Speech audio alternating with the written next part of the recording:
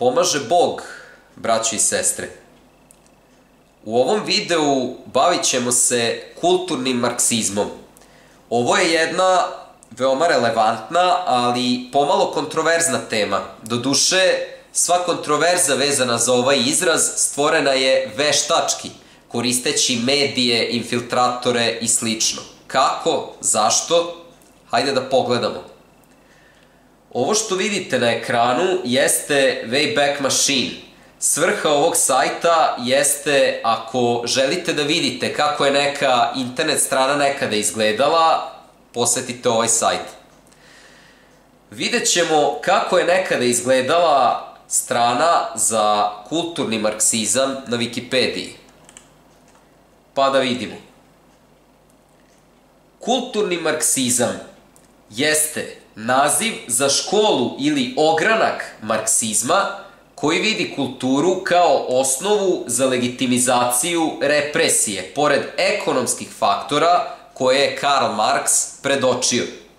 Kao ogranak zapadnog marksizma, posebno Antonija Gramšija i frankfurtske škole, a nalazeći popularnost 60-ih u vidu kulturnih studija, kulturni marksizam tvrdi da ono što deluje kao tradicionalni kulturni fenomen svojstven za zapadno društvo, kao na primer potraga za individualnim dostignućima svojstvena kapitalizmu, nacionalizam, nuklearna porodica, polne uloge, rasa i druge vrste kulturnog identiteta, jesu istorijski relativno skore pojave čija je svrha da opravdaju i održe hijerarhiju. Drugim rečima, naša kultura, naš sistem vrednosti i sve u šta verujemo jeste glavna prepreka uspostavljanju pravde, jednakosti i svega u šta marksisti veruju. A da vidimo kako ova strana izgleda na Wikipediji sada. Kulturni marksizam, teorija zavere.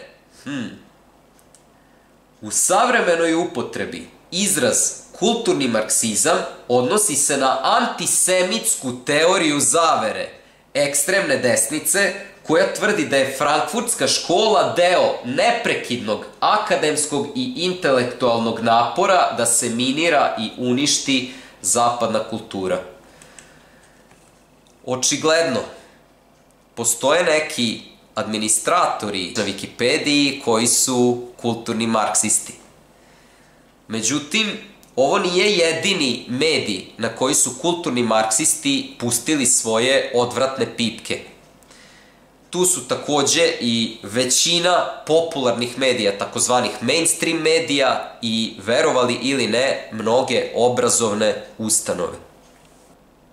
Zato ovaj video posvećujem kulturnom marksizmu, jer smatram da je veoma važno shvatiti koji su njihovi ciljevi i kako bismo to mogli da ih sprečimo. A prvi korak ka tome jeste znanje da oni uopšte postoje i da to nije tamo neka desničarska, antisemitska teorija. Do sada sam pričao o gomili stvari koje kulturni marksisti aktivno propagiraju, kao što je uništenje porodice, uništenje svake vrste identiteta, relativizacija morala i tako dalje i tako dalje.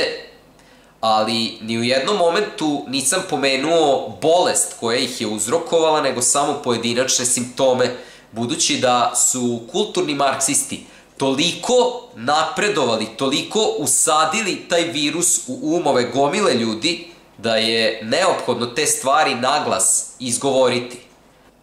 Da bismo shvatili kako kulturni marksizam izgleda u praksi, moramo da shvatimo šta je to kritička teorija, jedan od glavnih činilaca kulturnog marksizma.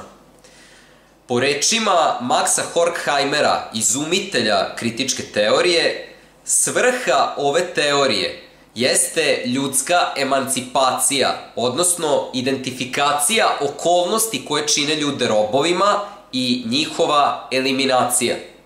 I kako ovo izgleda u praksi? Kritikuj, kritikuj, kritikuj. Kritikuj svaki aspekt kulture. čak i one koji se uzimaju zdravo za gotovo, čak i one bez kojih društvo ne može da opstane, kao što je porodica, kao što je rodoljublje, kao što je moral. Sad, nekima će ovo sigurno delovati kao nešto dobro. Zašto ne bismo kritikovali nešto ako imamo osnova da to nešto kritikujemo? Vidite, problem je u tome što imamo osnova da kritikujemo sve što na svetu postoji. Apsolutno sve iz određenog ugla može da se kritikuje. Daću vam jedan primer.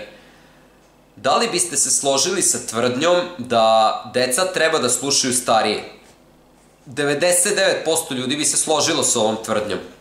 Međutim, sad će se pojaviti neki kulturni marksista koji će reći to je represija nad decom. Deca imaju prava. On će da smisli milion glupavih razloga zašto je to tačno.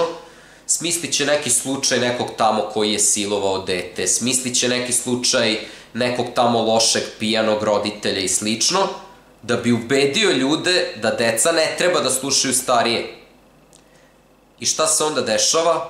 Onda se uvode zakoni, poput ovog zakona koji imamo trenutno u ovoj državi, po kome profesor na času ne sme ni na koji način da disciplinuje dete, osim da ga upiše u dnevnik. Što očigledno ne deluje. Kod svega je moguće fokusirati se na probleme, a ignorisati koristi. Na ovaj način oni su pokrenuli ozbiljne debate o stvarima o kojima debate ne treba uopšte da se vode. Da li treba da imamo decu? Da li treba da volimo sebe i svoj narod? I tako dalje, i tako dalje. I pitanje koje se sada postavlja je kako su ti ljudi uspeli u ovoj meri da rašire svoj uticaj, da vi imate čitave struje takozvanih ratnika za društvenu pravdu širom Evrope i Zapada koji se očigledno bore protiv sopstvenih interesa. Lavinu kulturnog marksizma pokrenuli su određeni univerzitetski profesori. Ova nekolicina profesora okružila je sebe studentima koje su specifično odabrali da im napune glavu ovim glupostima, budući da u ono vreme vlast jeste imala dovoljno zdravog razuma da im ne dozvoli da to otvoreno šire. I kakvi su ti studenti bili?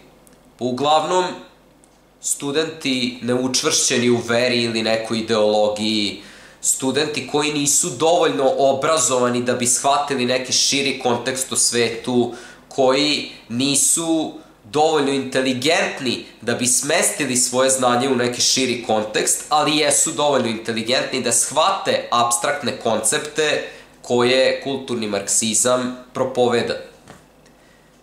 I ovi studenti postali su sledeća generacija kulturno-marksističkih profesora. Tu se u jednom momentu umešao i neprijateljski faktor, odnosno ljudi koji ne veruju zapravo u te stvari koje pričaju, ali svejedno šire te priče iz nekih svojih interesa zato što smatraju državu koji to rade za neprijatelja ili zato što žele nešto da dobiju od nje. I tako, generaciju za generacijom, ova ekipa iz pakla postajala je sve jača. Koristeći Freudove teorije o podsvesnom ispoljavanju mržnje, mikroagresije, kako to oni zovu, mogli su obeležiti bilo koga kao fašistu, rasistu, seksistu ili bilo kakav neželjeni faktor, čak i za najmanje kršenje njihove dogme. Ljudi su bili prinuđeni da se slože s njima, da ih ne bi isključili iz svoje društvene grupe, da im ne bi uznemiravali poslodavca sve dok ih ne otpusti, ili ako i to omane, da im ne bi Antifa došla na vrata. Ukratko, ako se ne slažeš s njima, neće napadati tvoje argumente, neće napadati samo tvoju grupu, nego će napadati tebe lično. Tako da njihova ideologija više nije imala za cilj da ubedi, nego da zastraši, da vas natera da ćutite, da bi publika mogla da čuje samo njihovu stranu, što je jedini način da nasedne na njihove baljezgarije. Na ovaj način dolazili su do toga da odrede neki nerealan cilj i traže od suprotne strane da napravi sa njima kompromis, da ne bi ona bila ta koja je nerazumna. O ovome sam pričao već u videu Hegelova dijalektika, tako da nema razloga da ponovo sve u detalje opisujem.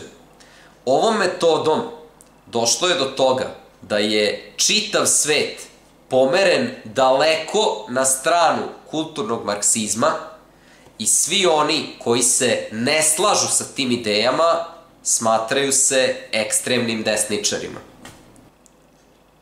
I vidite, danas je na zapadu najnormalnije da vidite dva muškarca kako se strasno ljube sred ulice, sred bela dana, da vidite novine na kojima na naslovnoj strani piše 10 razloga zašto ne treba da imate decu, da čujete na TV-u kako se neko najozbiljnije uopšte raspravlja sa osobom koja tvrdi da dete od 6 godina treba da ima pravo da promeni pol i tako dalje i tako dalje.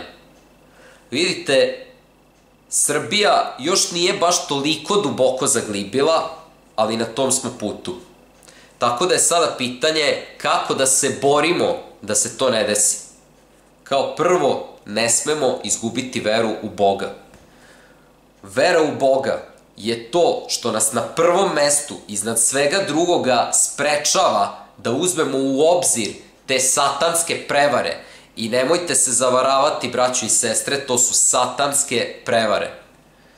Na drugom mestu moramo da se borimo istom silinom kojom se kulturni marksisti bore da sledeću generaciju ubede u svoju priču, moramo istom tom snagom da se borimo da ih ubedimo u svoju.